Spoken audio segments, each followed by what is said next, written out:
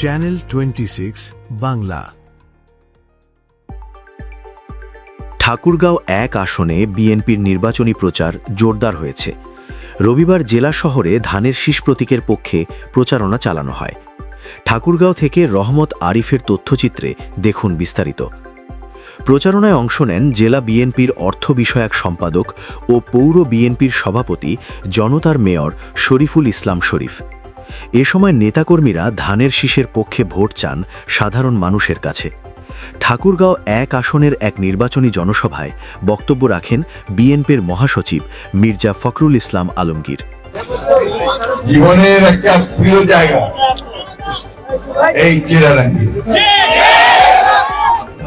আমি যখন প্রথম এই আপনার এলাকাতে সংসদ সদস্য নির্বাচন, এমপি নির্বাচন করতে আসি, তখন এই এলাকার এই মাঠে এই বাড়িগুলোতে কতবার যে এসেছি তার কোনো ঠিক নেই। পুরোনো মানুষগুলোকে নিয়ে আমরা এই চিরারাঙ্গির মাঠে, এই মাটির মধ্যে বসে বসে প্রথম আপনার বিএনপির কাজ শুরু করি।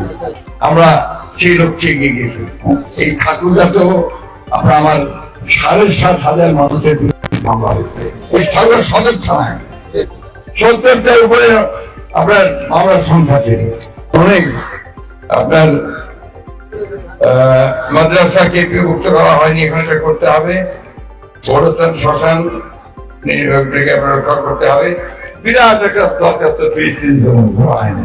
ঠিক আছে, ইনশাআল্লাহ আপনাদের সকলের দোয়ায় নির্বাচিত হয়ে আমরা যদি আমরা সরকার গঠন করতে পারি, তাহলে অবশ্যই আপনাদের এই দাবি জায়গাগুলো অগ্রাধিকার ভিত্তিতে করা হবে।